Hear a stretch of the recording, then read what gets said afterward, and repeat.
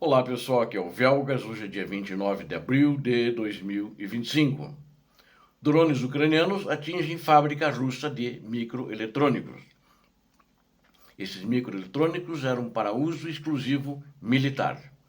E Putin massacra seus próprios soldados na direção da província de Dnipro, província ucraniana de Dnipro. Quero convidá-los a inscreverem-se no canal, deem um like, compartilhem com suas redes sociais e façam os seus comentários. Eu conto com você que não é inscrito para inscrever-se, porque aqui você vê a verdade. Muito obrigado. Na data de ontem, um ataque na cidade de Briansk, também na província de Briansk, que leva o mesmo nome da cidade, a Ucrânia fez um ataque noturno de drones, e tendo como alvo uma importante fábrica de eletrônicos russos na cidade de Briansk. Informaram os blogueiros ucranianos, informaram os russos, ou seja, inclusive o governador de Briansk concordou com esse fato. O governador, que chama-se Alexander Bogomaz, afirmou que as forças ucranianas lançaram um ataque massivo contra a região, com as defesas aéreas russas interceptando e destruindo 102 drones. Acho que não conseguiram fazer isso até pelos resultados, mas o governador falou.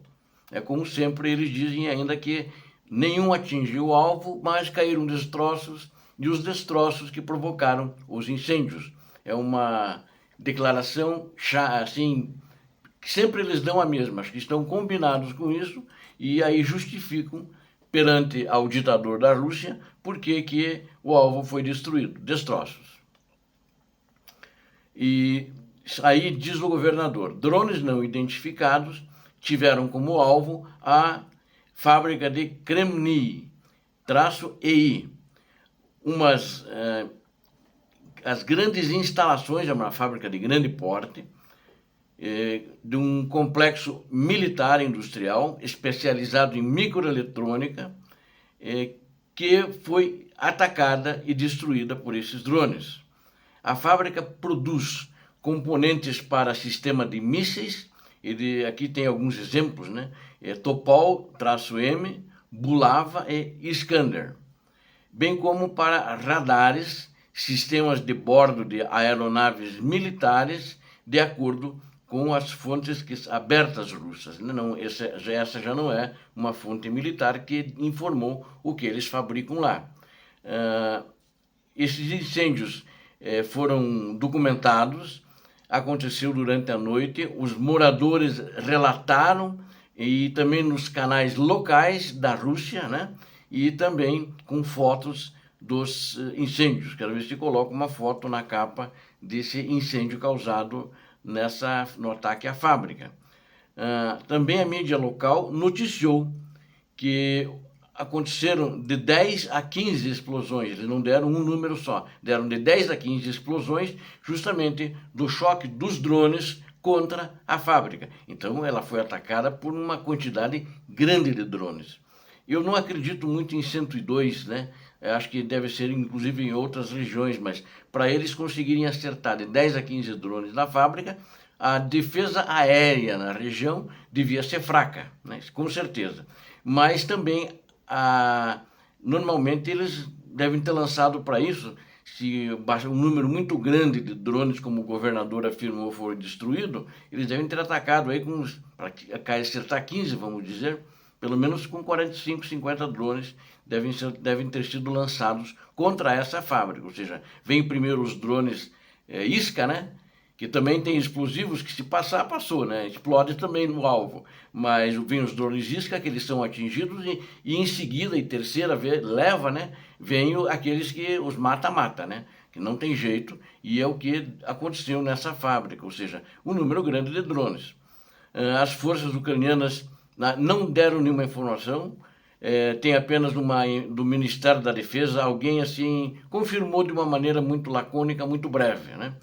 Os jornais ucranianos também estão noticiando isso. Então, de fato, isso aconteceu. E o que mais importa são as testemunhas oculares na região, que assistem, fotografam, filmam, fazem de tudo, né? E a cidade de Briansk, ela fica a cerca de 100 quilômetros ao norte da fronteira entre a Rússia e a Ucrânia.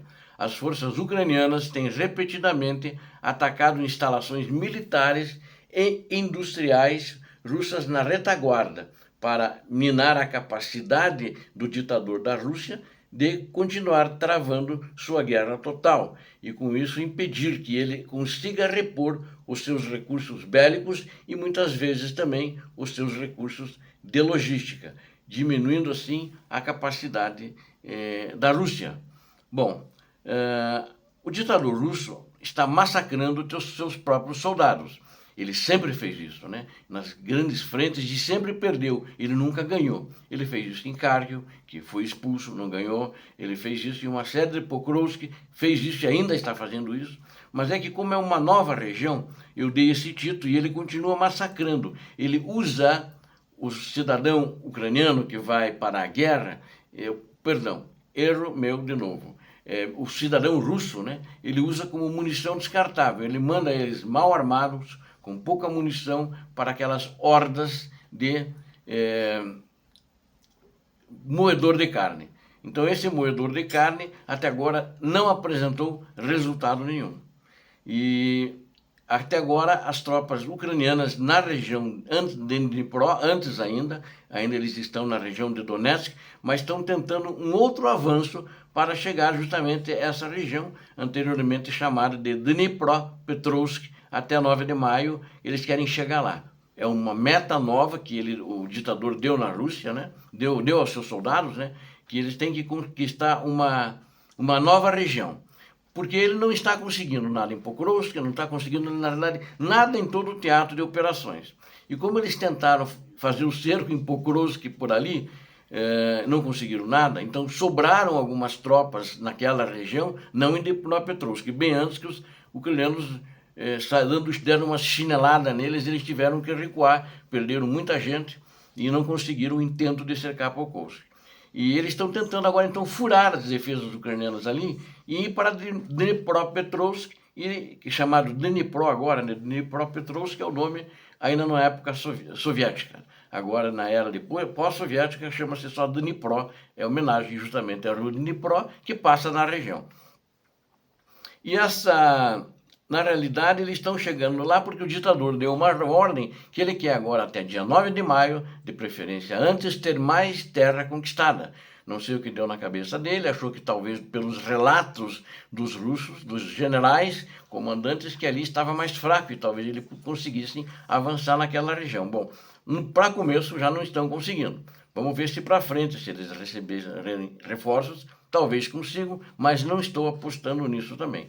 Então, uma nova frente de moedores de carne, de soldados massacrados por ordem do próprio ditador, soldados deles, os próprios soldados russos.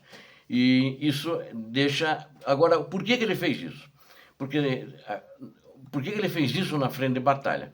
É o efeito tradicional da histeria do ditador russo do dia D, o dia da vitória de 9 de maio, que ele comemora no dia 9 de maio. Ele informou que o Kremlin emitiu a